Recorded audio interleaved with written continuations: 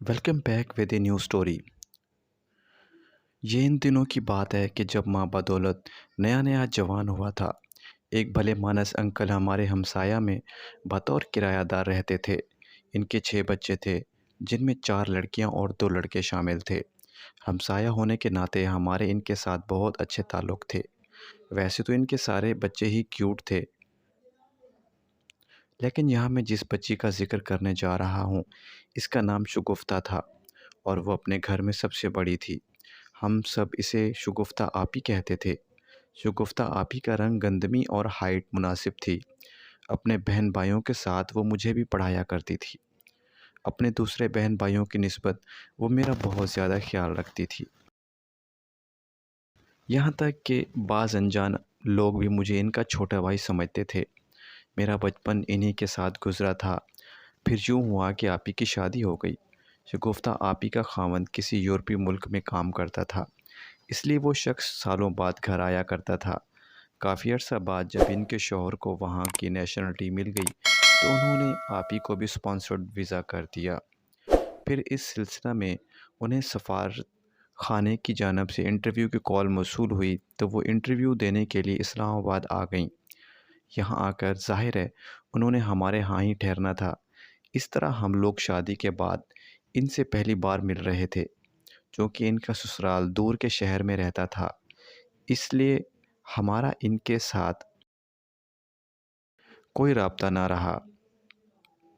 हाँ, गाँव में इनकी मामा के साथ मेरी अम्मी का फ़ोन पर राब्ता था। अब वो मुझसे तकरीबन 12-14 साल के बाद मिली थीं। शगुफ्ता आपी मुझे देखकर बहुत हैरान हुई। इनकी नज़रों में मैं अभी भी वही छोटा बच्चा था।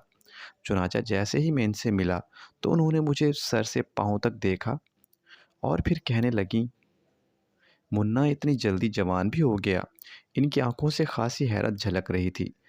फिर वो अम्मी की तरफ मुड़ी और उसी लहजे में बोली, देखें ना आंटी, अभी कल की बात है ये इतना छोटा सा था और अब देखें कितना बड़ा हो गया। वो बार बार मुझे अजीब और हैरत भरी नज़रों से देख रही थी। इस पर अम्मी ने उन्हें जवाब दिया, बेटी तुम में भी तो बहुत फ़र्क आ गया है। देखो ना, शादी से पहले तुम एक दुबली पतली लड़की हुआ करती थी और आप देखो कितनी जवान हो गई हो। तुम्हारा जिस्म गोश्त से भर गया है। तो इस पर आप ही बेतकल्लुफ़ी से बोली, अच्छा आंटी ये बताएं कि इस वक्त मेरा जिस्म ठीक था या कि अब ठीक है। इससे पहले कि अम्मी कुछ जवाब देती, मैं जल्दी से बोला, पहले आप सिर्फ प्यारी थीं, अब आप बहुत प्यारी हो गई हैं। तो वो हंसकर बोली, शुक्रिया भाईजान। मेरी बात सुनकर हम सब ने एक मुश्तरका कहका लगाया और खाना खाते हुए पुरानी यादें ताज़ा करने लगे। हम सुबह एम्बेसी गए और वापसी पर हमें काफ़ी देर हो गई थी। खैर, रात के खाने के लिए इनके शौहर का फ़ोन आ गया। हम लोग कमरे से बाहर निकल गए। कुछ देर बाद जब इनके कमरे में गया, तो मैंने देखा कि आपी का एक हाथ इनकी शलवार के ऊपर रखा था और उससे मुसलसल मसल रही थी। मैं बस इतना सुन सका कि मेरा मोटू कैसा है। सो मैं खिड़की के पास जाकर खड़ा हुआ और चोरी-चोरी एक नज़र आप ही की तरफ देखा, तो क्या देखता हूँ कि इनको जो हाथ शलवार के ऊपर रखा था, अब वो शलवार के अंदर था और वो बातें करते हुए हाथ भी हिला रही थी।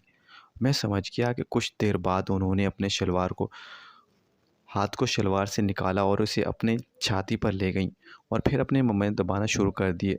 वो बातें भी करती जातीं और साथ-साथ अपनी छाती को भी दबाए जा रही थीं। फिर उन्होंने एक अजीब काम किया और वो ये कि उन्होंने अपने गले वाली कमीज़ से एक छाती बाहर निकाली। उफ़! इनकी नंगी छाती देखकर मैं तो मस्त हो गया, जबकि दूसरी तरफ वो अपने मियाँ से बातें करते हुए निप्पल को मसलसना शुरू हो गई थीं। और कुछ देर बाद जब वो कमरे से बाहर निकलीं, इनका चेहरा अनार की तरह सुर्ख हो रहा था। इस पर मैं इनसे बोला, क्या बात है? आप ही बड़ी रेड रेड हो रही हैं।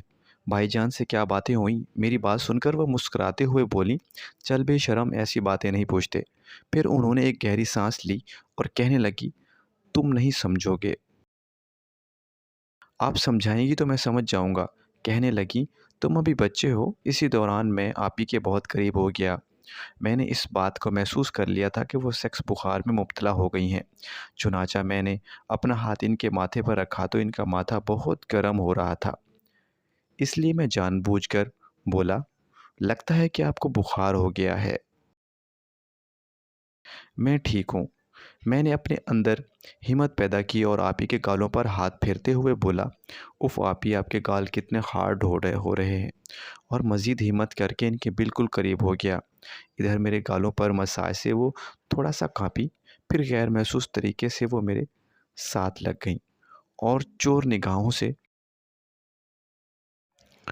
मेरी टाँगों के बीच देखने लगीं, जहाँ पर मेरा शेर हमला करने के लिए तैयार था।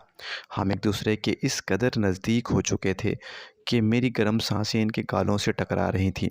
इधर जब मैंने आप ही को नीम रज़ामंद देखा, तो मैंने अपनी टाँगों को इनकी नरम रानों के साथ जोड़ दिया। उन्होंने कोई रिस्पॉन्स नहीं दिया, तो गोया कि दोनों तरफ आग बराबर लगी हुई थी। शिद्दत जज़्बात की वजह से मैं सख्त बेचैन हो रहा था। ऐसे ही चंद सेकंड गुज़र गए थे। मेरे लिए ये जो चंद सेकंड सदियों के बराबर